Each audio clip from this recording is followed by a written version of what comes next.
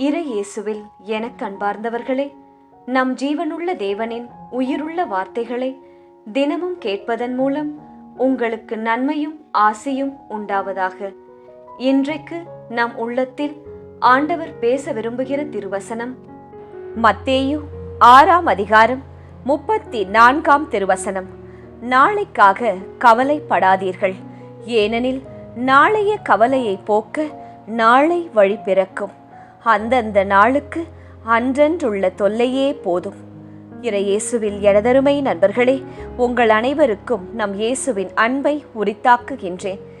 இன்றைய புனிதராம் புனித அல்பன் இடம் நமக்காக இறை இயேசுவிடம் பரிந்து பேசி அவரின் மேலான இரக்கத்தை பெற்று தரும்படி ஒரு நிமிடம் ஜெபித்துக் கொள்ளுங்கள் நண்பர்களே. இன்று ஜூன் மாதம் 20ஆம் தேதி சனிக்கிழமை. இன்றைய நாளில் தங்கள் பிறந்த நாள் மற்றும் திருமண நாளை கொண்டாடும் அனைவரையும் இறை இயேசுவின் அன்பும் ஆசிர்வாதங்களும் நிறைவாய் சேரட்டும். தங்களுக்கு நெருக்கமானவர்களின் பிரிவால் வாடும் நபர்களையும் இறை இயேசுவின் வியாகுல அன்னையின் ஆறுதல் போர்வையாய் மூட வேண்டுமாய் மனமாற ஜெபிக்கின்றேன்.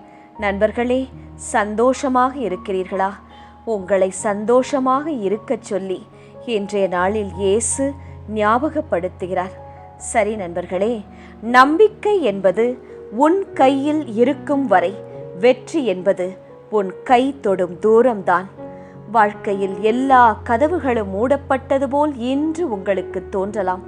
சூழ்நிலைகள் எதிராக இருக்கலாம். மனிதர்கள், உறவுகள், உடன் பிறந்தவர்கள், பெற்றோர் கைவிடலாம். ஆனால் நம்பிக்கையை, இயேசுவின் மீது வைத்த நம்பிக்கையை, ஜெபத்தை, ஜெபமாலையை மட்டும் கைவிடாதே. ஏனெனில் நம்பிக்கை என்பது வெற்றிக்கான முதல் படி. இன்று காணாததை நாளை நீங்கள் நிச்சயம் காண்பீர்கள் என்று நம்பி ஜெபத்தோடு முன்னோக்கி நடந்து செல்வதுதான் பெரிய சக்தி நண்பர்களே. தாவீது கோலியாத்தை வெல்வதற்கு முன் அவன் கையில் இருந்தது என்ன? வெறும் ஒரு கவன்கல் மட்டும்தான். இயேசுவின் மேல் இருந்த அசைக்க முடியாத நம்பிக்கைதான் அவருக்கு வெற்றியை தந்தது. நம்பிக்கை இருக்கும் இடத்தில் பயம் தோற்று போகும். நம்பிக்கை இருக்கும் இடத்தில் புதிய வாய்ப்புகள் நிச்சயம் பிறக்கும். நம்பிக்கை இருக்கும் இடத்தில் இயேசுவே செயல்படுவார். விசுவாசம் என்பது நம்பிக்கையாய் இருக்கிறவர்களின் உறுதியும் காணப்படாதவைகளின் நிச்சயமுமாய் இருக்கிறது என்று எபிரேயர் 11ஆம் அதிகாரம் 1ஆம் வசனம் சொல்லுகிறது. ஆகவே நம்பிக்கையை பிடித்து கொள்ளுங்கள் நண்பர்களே. ஜெபத்தை ஒரு கையிலும் மறு கையில் ஜெபமாலையையும் வைத்துக் கொள்ளுங்கள். இயேசுவின் மீது, மரி அன்னையின் மீது நீங்கள் வைக்கும் நம்பிக்கை உங்களை நிச்சயம் வெற்றியின் வாசல் வரை கொண்டு செல்லும். சரி நண்பர்களே, இன்றைய முதல் வாசகம் என்ன சொல்லுகிறது பார்ப்போமா? நன்றியுணர்வின் முக்கியத்துவத்தையும் கடவுளை விட்டு விலகுவதன் விளைவுகளையும் எடுத்து காட்டுகிறது. யோயாதா என்ற ஒரு மனிதர் உயிரோடு இருந்தபோது யோவாசு கடவுளின் வழியில் நடந்தாராம். ஆனால் யோயாதா இறந்த பின் தவறான ஆலோசனைகளை கேட்டு கடவுளை விட்டு விலகினார். உண்மையை சொன்ன செக்கரியாவையும் கொலை செய்தார். கடவுளின் அன்பையும் தமக்கு செய்யப்பட்ட நன்மையையும் மறந்ததால் இறுதியில் அவர் அவமானகரமான முடிவைதான் சந்தித்தார். இதுதான் இன்றைய முதல் வாசகம். நம் வாழ்க்கையிலும் ஒரு இளைஞன் இருக்கிறான் என்று வைத்துக் கொள்ளுங்கள். தனது ஆசிரியரின், பெற்றோரின், பெரியோரின் வழிகாட்டுதலால் நல்ல படிப்பு, நல்ல வேலை, நல்ல வாழ்க்கையை பெற்றான். ஆனால் அவன் உயர்ந்த நிலைக்கு வந்த பிறகு அவனை உருவாக்கியவர்களையே, பெற்றோரையே, உடன் பிறந்தோரையே மறந்து தவறான நண்பர்களின் பேச்சை கேட்டு தவறான பாதையில் சென்றான். உண்மையை சொன்னவர்களை வெறுத்து விலக்கினான். சில காலத்திற்கு பிறகு அவன் எடுத்த தவறான முடிவுகளே அவனுடைய வீழ்ச்சிக்கு காரணமானது. ஆம் நண்பர்களே, நன்றியுணர்வை மறந்தால் ஆசிர்வாதமும் நம் வாழ்க்கையில் மங்கி போகும். இன்று ஒரு சின்ன கேள்வியை உங்களுக்குள் கேட்டு பாருங்கள். என்னை நல்வழியில் நடத்திய கடவுளையும், பெற்றோரையும், என்னை சுற்றி உதவிய நல்ல மனிதர்களையும் நான் இன்னும் மதித்து நன்றியோடு நினைக்கிறேனா என்று நினைத்து பாருங்கள். நன்மை செய்தவரை மறப்பது நம் வீழ்ச்சியின் தொடக்கம். நன்றியுணர்வு மட்டுமே ஆசிர்வாதத்தின் அடித்தளம். சரி நண்பர்களே, இன்றைய நற்செய்தி என்ன சொல்லுகிறது? நற்செய்தியின் மூலம் இயேசு என்ன இன்று நம்மோடு பேசுகிறார் கேட்போமா? கவலைக்கு பதிலாக நம்பிக்கையை தேர்ந்தெடுக்க அழைக்கிறார் இயேசு.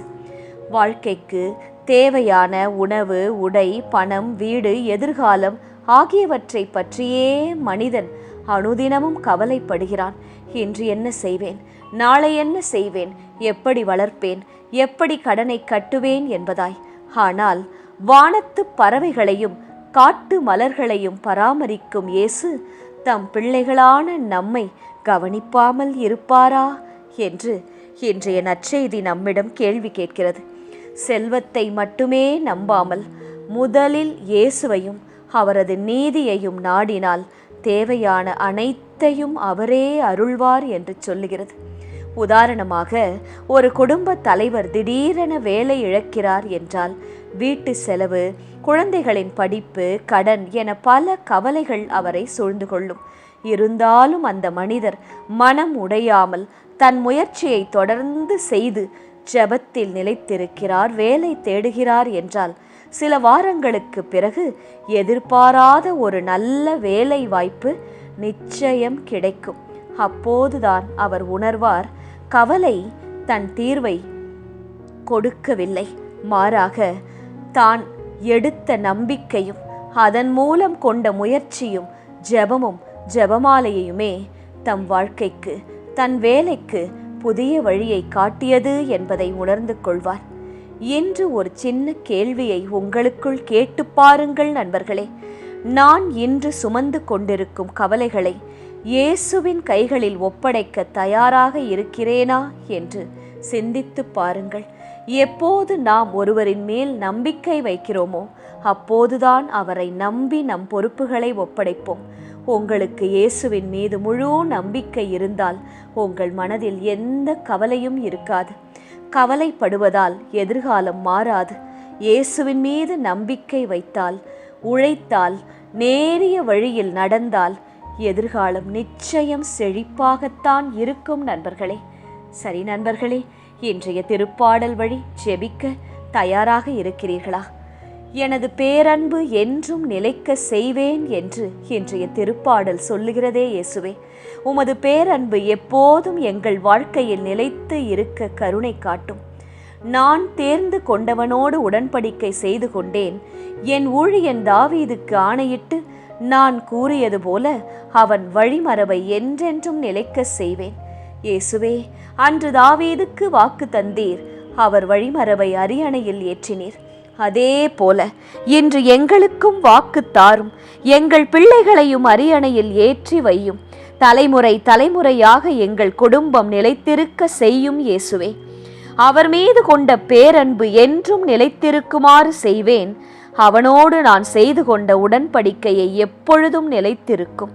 இயேசுவே, உமது பேரன்பு எப்போதும் எங்கள் குடும்பத்தில், வேலையில், எங்களுக்கு உண்டான யாவற்றின் மேலும் இருக்கட்டும்.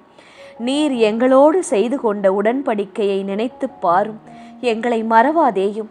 எங்கள் தேவைகளை சந்தியும். எங்கள் மன்றாட்டை கேட்டருளும். உடல் சுகம் தந்து காத்தருளும். அவனது வழிமரபை என்றென்றும் நிலைநிறுத்துவேன். அவனது அரியணையை வான்வெளி உள்ளவரை நிலைக்கச் செய்வேன். இயேசுவே, எங்களது அரியணை, அதாவது எங்களுக்கென்று நீர் தந்த படிப்பு, வேலை, சொத்து பத்துக்கள், நல்ல உடல் நலம் அனைத்தும் நாங்கள் உயிரோடு இருக்கும் வரை நிலைத்து இருக்கச் செய்திரலும். அதன் பின்பும் நியாயமாய் நாங்கள் சம்பாதித்த அனைத்தும் எங்கள் பிள்ளைகளுக்கு துணையாய் இருக்கும்படி செய்திரலும். எங்கள் கையின் பிரயாசத்தை ஆசிர்வதியும். உழைக்க தெம்பு தாரும். உழைக்க எங்களுக்கு வாய்ப்பு தாரும். எங்கள் உழைப்பை கண்ணோக்கி பாரும். வேலையில், பணியிடத்தில் எங்களை உயர்த்தி வையும் இயேசுவே. அவன் புதல்வர் என் திருச்சட்டத்தை கைவிட்டாலோ, என் நீதி நெறிகளின்படி நடக்காவிடிலோ, என் விதிகளை மீறினாலோ, என் கட்டளைகளை கடைபிடிக்காவிடிலோ, அவர்களது குற்றத்திற்காக அவர்களை பிரம்பினால் தண்டிப்பேன் என்றும் இன்றைய திருப்பாடல் சொல்லுகிறது. எங்களால் நீர் தரும் தண்டனையை தாங்க முடியாது இயேசுவே.